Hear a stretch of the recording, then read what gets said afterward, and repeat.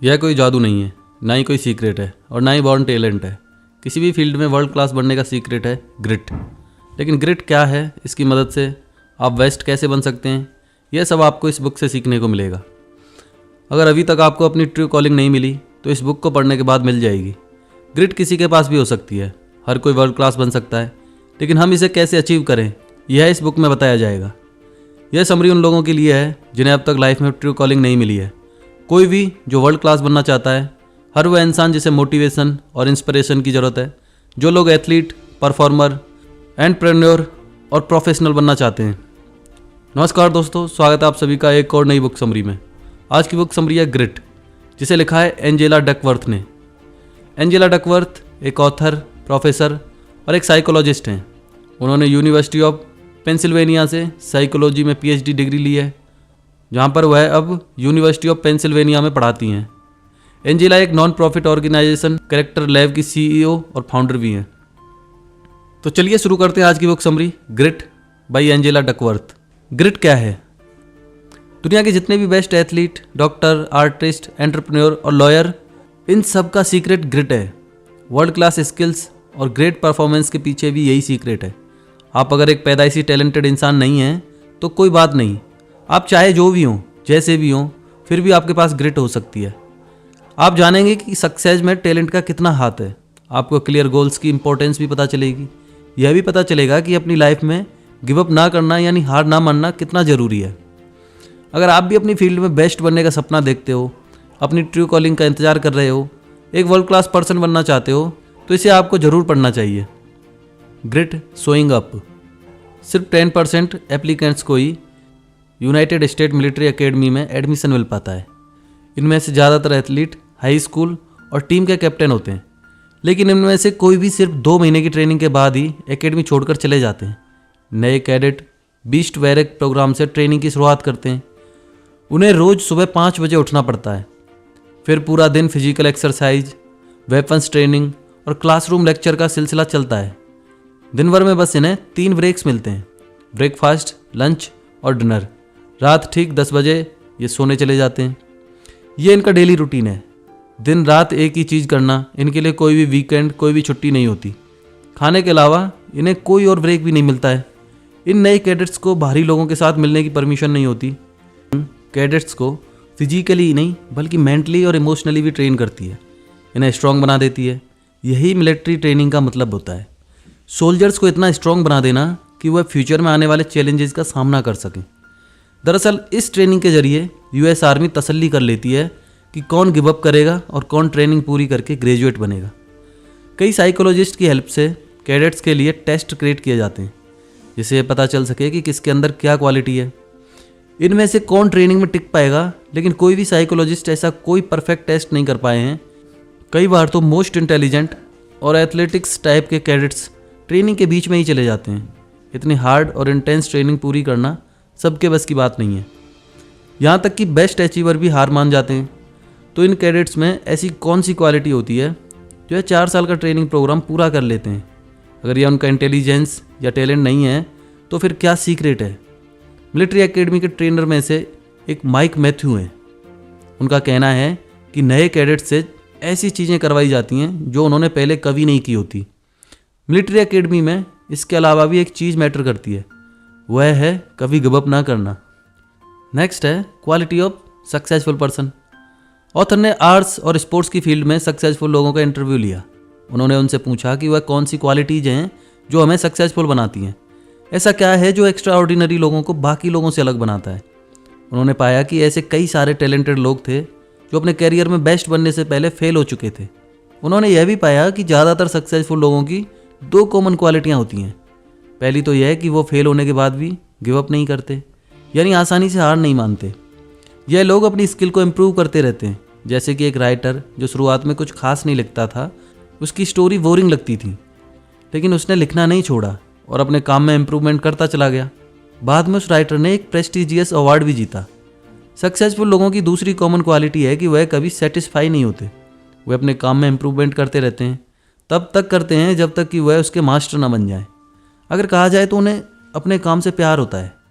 Task चाहे जितना भी फ्रस्ट्रेटिंग हो, बोरिंग या पेनफुल हो, वह उसे पूरा किए बगैर छोड़ते नहीं। यह लोग अपने सबसे बड़े क्रिटिक्स होते हैं।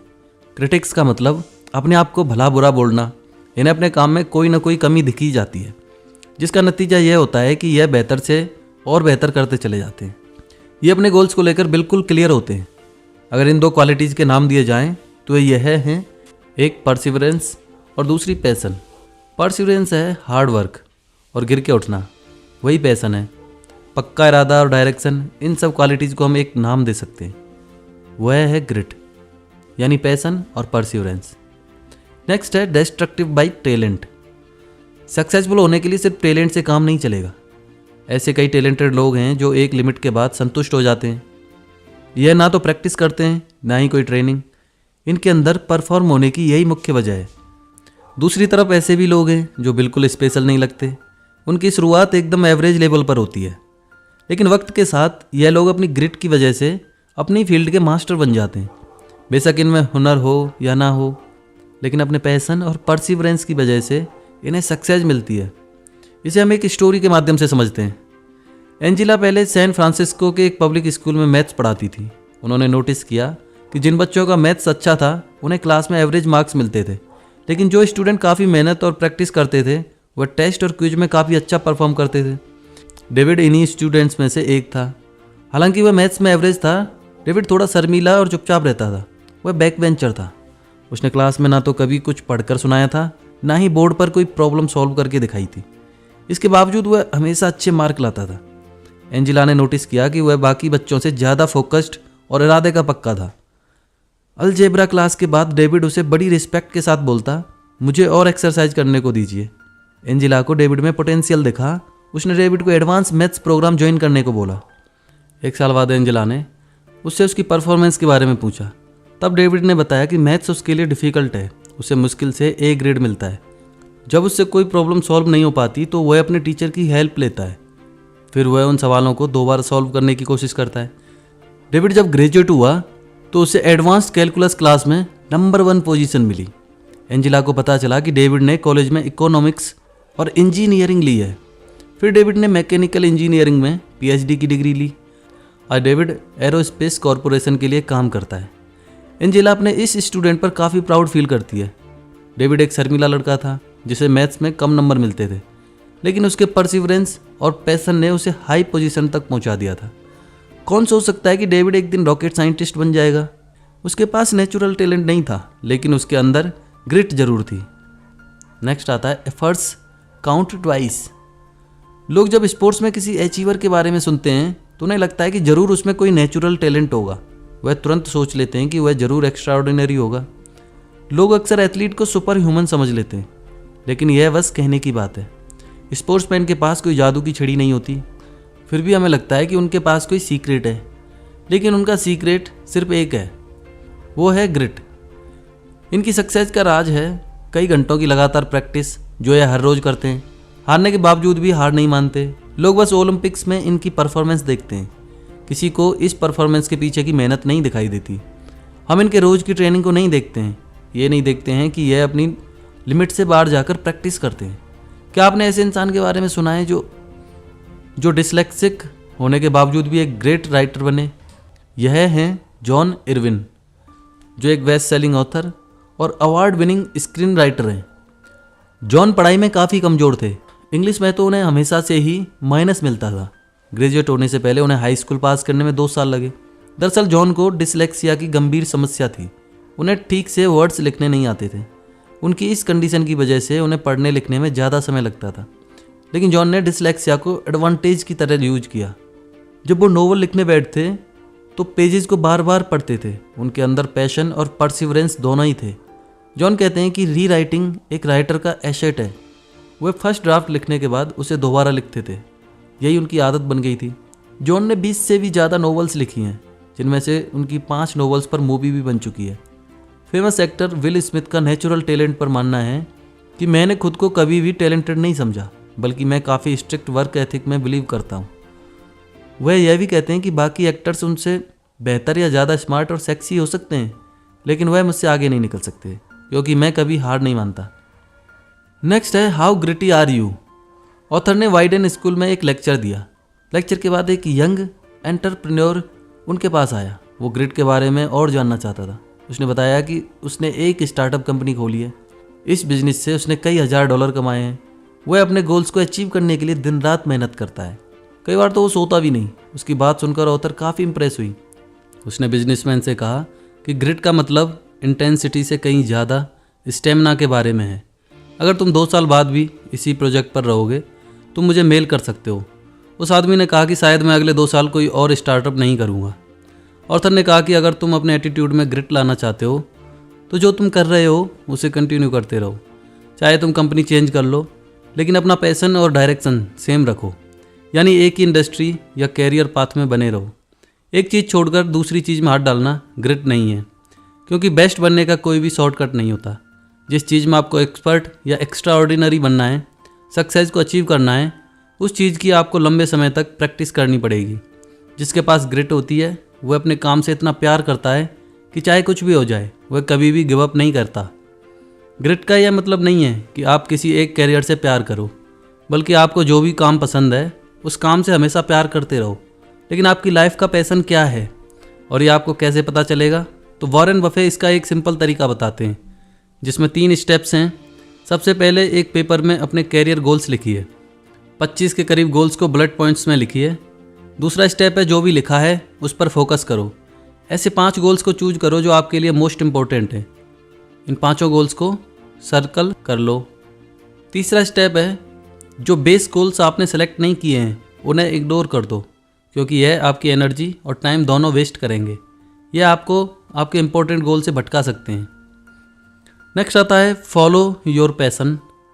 अपने पैशन को फॉलो करो। यह एडवाइस बहुत से सक्सेसफुल लोगों ने दी है। यही सेम चीज़ हमेशा ग्रेजुएशन स्पीच में भी दी जाती है।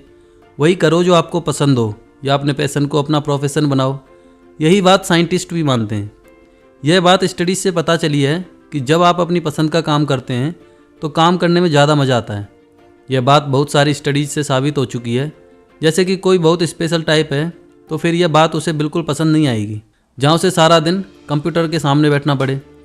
ऐसे लोगों को सेल्स एजेंट या टीचर का काम सूट करेगा। इन स्टडीज से एक कॉमन बात यह भी पता चली है कि जिन लोगों को अपने काम से प्यार होता है उनकी पर्सनल लाइफ भी ज़्यादा अच्छी होती है। इसके अलावा यह लोग अपने काम में एक्सपर्ट होते हैं। इन्हें अपना काम पसंद होता है, इसलिए यह बेहतर परफॉर्म कर पाते हैं। बेशक इनके सामने भी कई सारे चैलेंजेज आते हैं, लेकिन ना तो यह काम छोड़कर जाते हैं ना ही करियर को चेंज करते हैं। यह लोग अपनी हर प्रॉब्लम को अच्छे से हैंडल कर लेते हैं। हालांकि स्टडीज से यह बात भी सामने आई है कि दुनिया में सिर्फ 13% लोग ही अपने पैशन को फॉलो करते हैं। इसका मतलब सिर्फ 13% लोग ही अपने काम से प्यार करते हैं। तो बाकियों का क्या हुआ? शायद यह हमारी सोसाइटी की प्रॉब्लम है। यहाँ पर बच्चों को उनका पैशन फॉलो करने से रोका जाता है। हमें अपने बच्चों को उनके शौक़ पूरे करने से नहीं रोकना चाहिए। वह जो बनना चाहें उन्हें बनने दीजिए। एस्ट्रोनॉमर, प्रोग्रामर या फिलोसोफर, जो काम हमें पसंद है उसकी ज़्यादा से ज़्यादा प्रैक्टिस हमें एक्सपर्ट बना देती है। ऐसा नहीं है कि हॉबी को प्रोफेशन, पैसा कमाने का जरिया नहीं बनाया जा सकता है। बिल्कुल बनाया जा सकता है। जिस काम में आप एक्सपर्ट हो उस काम के आपको उतने ही अच्छे पैसे मिलते हैं। लेकिन अब तक आपको अपना पैशन नहीं मिला तो कोई बात नहीं, टेंशन मत लीजिए। हर किसी को अपने एरिया का मूवमेंट मिलने में थोड़ा टाइम तो लगता है। तो दोस्तों ये बुक समरी तो यहीं समाप्त होती है। अभी तक आपने इसे पढ़कर जो भी सीखा वो पूरी बुक का अंश मात्र है। यदि आप भी खुद को बेहतर बनाकर अपने जीवन में सफल होना चाहते हैं तो एंजेला डकवर्थ की बुक ग्रिट जरूर पढ़ें। अगर इस बुक समरी से संबंधित आपका कोई भी सवाल या सुझाव है तो वो आप हमें कमेंट सेक्शन में जाकर बता सकते हैं। साथ ही ये भी बता सकते हैं कि नेक्स्ट बुक समरी आप कौन सी सुनना चाहते हैं। अगर आपको हमारी मेहनत पसंद आ रही है तो हमारे चैनल को सब्सक्राइब करना ना भूलें और वीडियो को लाइक करें, शेयर करें। मिलते हैं नेक्स्ट बुक समरी में। जय हिंद, जय भारत।